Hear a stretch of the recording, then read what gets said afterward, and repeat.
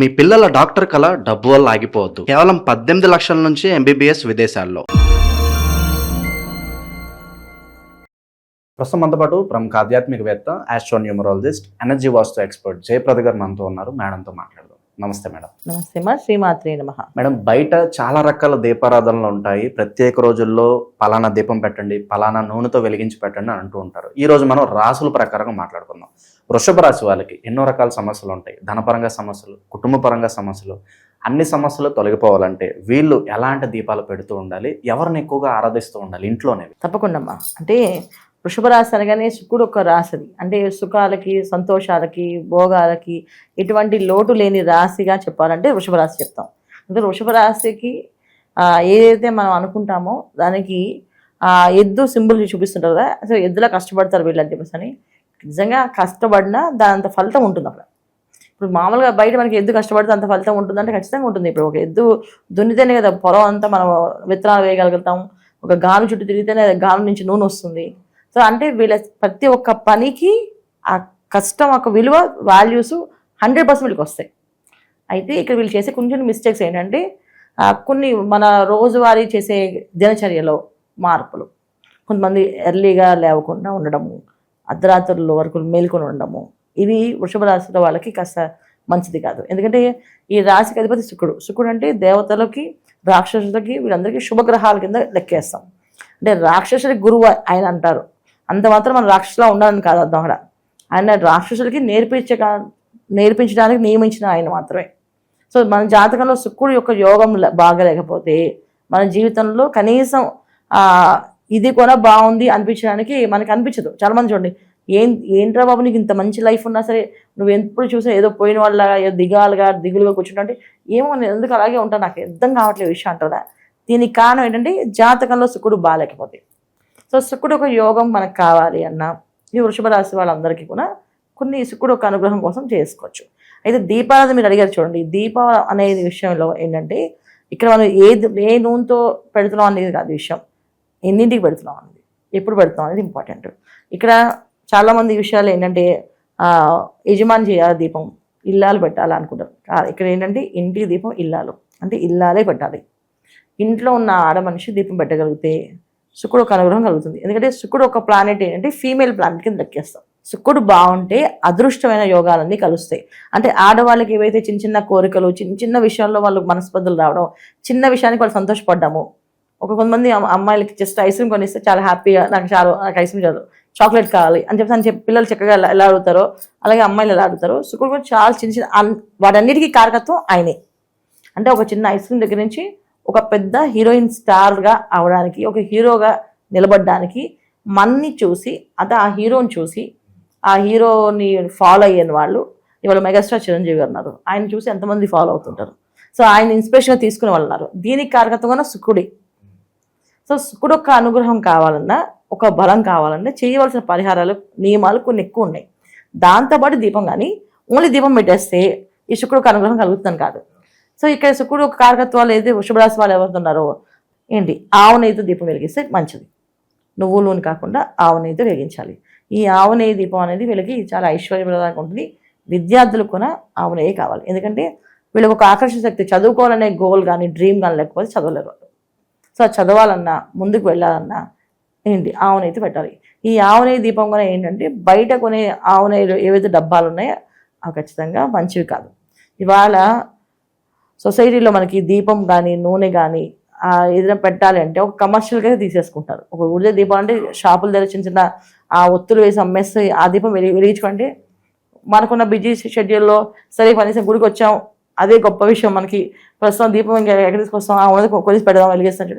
అలాంటి పనులు చేయకూడదు. వీళ్ళు ఇంట్లో పొద్దున్న లేచి ఇంట్లో దీపం వెలిగించేటప్పుడు ఎక్కువగా గట్టిగా ఎవరిని హర్ట్ చేసినట్టు మాట్లాడకూడదు. అది ఫస్ట్ వాళ్ళు తెలుసుకోవాలి. ఎదుటి వాళ్ళని బాధ పెట్టి మనం దీపాలు పెట్టినా అది ఉపయోగపడదు.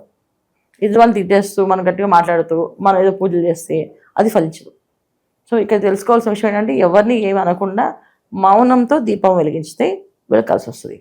ఆ గుళ్ళ దగ్గర అమ్మే వాళ్ళకి డబ్బులు ఇవ్వండి, ఎందుకంటే వాళ్ళ గుడిని నమ్ముకుని బతుకుతున్నారు, తప్పేం లేదు. కానీ అక్కడ వస్తువులు కొని మాత్రం దీపం వెలిగించదు, ఎందుకంటే అవి మాత్రం ఖచ్చితంగా కల్తీవి. సో వాళ్ళకు 10 రూపాయలు ఇస్తే మనకు పుణ్యం వస్తుంది.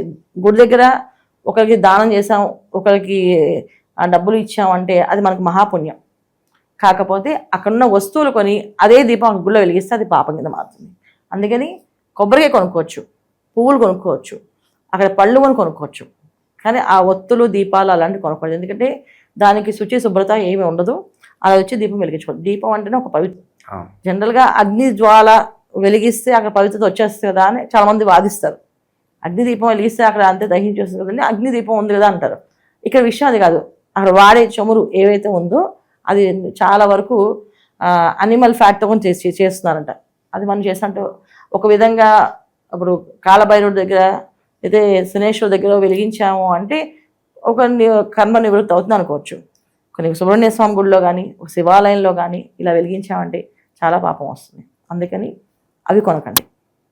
వాళ్ళని వద్దని నేను వాళ్ళని డిస్కస్ చేయడం కాదు, కానీ అవి కొనకుండా చేయకుండా ఉంటే ఏ నూనె వాడకూడదు అంటే ఇవి బయట కొన్ని అమ్మేవి ఏవైతే ఒత్తులతో తయారు చేసి అమ్ముతున్న నూనెలు అవి కొనద్దు.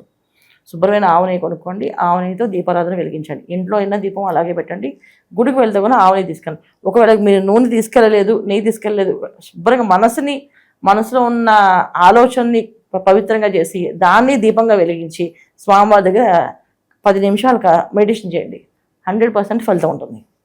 100%. ఇవన్నీ కొన్ని చేస్తేనే ఫలితం ఉంటుందో అనుకోకండి. అది ఇక వీళ్ళు ప్రతిసారి మేము ఆలయానికి వెళ్ళలేమండి, ఇంట్లోనే ఎవరిని ఎక్కువగా వీళ్ళు ఆరాధిస్తూ ఉంటే మంచి జరుగుతుంది అంటారు. అంటే ఇప్పుడు మనకి ప్రతిరోజు దేవతారాధన చేసుకుంటే చాలా విశేషం. ఇంట్లో దేవుడి చక్కగా ఆవునైతే దీపం వెలిగించారనుకోండి, ఇంక చాలు వాళ్ళకి మనస్ఫూర్తిగా. ఇప్పుడు మన మనసే దేవాలయం, మన మనసే కోవిల అనుకుంటే ఖచ్చితంగా ఉంటుంది. కాదు నేను దేవాలయానికి వెళ్తేనే అనుకున్న వాళ్ళకి దేవాలయానికి వెళ్ళాల్సింది వాళ్ళు. నేనేమంటే దీపం వెలిగిస్తే దీపంలోనే దేవతను చూడొచ్చు. మనం ఏదైతే దేవతను కొలుస్తున్నామో, ఏదైతే దేవత మనకి ఇష్ట దేవత ఉందో ఆ దేవతని ఆ దీపంలో చూడొచ్చు. అయితే వీళ్ళు కొలవాల్సిన మనకి వృషభ రాశి వాళ్ళు అనుకుంటే ఈ రాశి వాళ్ళు కొలవాల్సిన దేవత అంటే లక్ష్మీ అనుగ్రహం, లక్ష్మీ దేవతని పూజించడం, దుర్గాదేవిని పూజించడం, అమ్మవారిని ఎక్కువగా పూజిస్తే శుక్రుడు యొక్క అనుగ్రహం కలుగుతుంది. శుక్రుడు అనుగ్రహం కలిగితే మీరు అనుకున్న కోరికలు నెరవేరుతాయి. మీరు అన్నట్టు ఆర్థికమైన సమస్యల నుంచి కానీ, తర్వాత ఉద్యోగంలో నుంచి ప్రమోషన్స్ కావాలన్నా కానీ, వ్యాపారంలో అభివృద్ధి కావాలన్నా కానీ, పిల్లల్లో మెరుగైన ఫలితాలు కనిపించాలన్నా కానీ, పిల్లల అభివృద్ధి ఉండాలన్నా కానీ శుక్రుడు ఒక అనుగ్రహం కలిగితే మనం ఇచ్చిన దాన్ని తృప్తి పడతారు. తృప్తి అనే జీవితానికి ఉంటే ఎంతైనా సాధించగలం. ఆ తృప్తి లేకపోవడం వల్ల చాలామంది పరిగెడుతుంటారు. ఆ తృప్తి అనేది కావాలంటే శుక్రుడు ఒక అనుగ్రహం ఉంటేనే తృప్తి జరుగుతుంది. సో ఆవునైతే దీపారాధన వెలిగించడము, అక్కడ లక్ష్మీ అష్టోత్తరం కానీ దుర్గా అష్టోత్తరం కానీ చేయడం, ఇవి చేసుకుంటూ వెళ్తూ ఉంటే చాలా వీళ్ళకి అదృష్టమైన విశేషమైన యోగాలు జరుగుతాయి. అయితే ఇవన్నీ కూడా రాశి పరంగా చెప్తున్నాం. ఇప్పుడు ఒక రాశికి వాళ్ళు ఈ రాశి నా పేరుతో ఈ రాశి వచ్చింది కనుక నేను చేసుకోవచ్చు అంటే వాళ్ళకి ఒక చిన్న ఒక దారి అంతే. అంతేగాని మొత్తం కంప్లీట్ ఇదే జాతకం కాదు.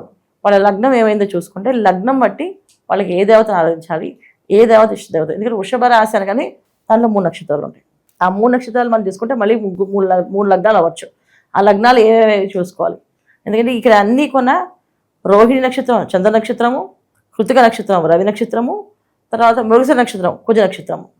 కుజుడికి ఒక దీపారాధన పెట్టలేము, అలాగే కృతిక నక్షత్రం కానీ వాళ్ళకి ఒక దీపారాధన, తర్వాత వీళ్ళంటే వీళ్ళకి దీపం పెడుతుంటే ఇంట్లో 4 ఉంటే 4 దీపాలు పెట్టలేం కదా మనం. ఇంట్లో దేవాలయంలాగా ఒక దేవుడి రూమ్ ఉంటుంది. ఆ దేవుడి రూమ్లో ఒకటే దీపం ఇంటి ఇల్లాలు వెలిగిస్తుంది. మరి ఆవిడ ఏ రాశి అని చూసుకోం కదా. ఇక్కడ ఏంటంటే వృషభ రాశి అనుకుంటే కనుక ఆవునైతే దీపారాధన పెట్టుకోండి అంతే. ఓవరాల్గా వృషభ రాశి వాళ్ళకి కలిసి వచ్చే దీపం ఏంటి, వీళ్ళు లైఫ్ లాంగ్ ఎలాంటి దైవారాధన చేసుకోవాలి, మంచి విశ్లేషణ అందించారు. నమస్తే మా శ్రీమాత్రే నమః.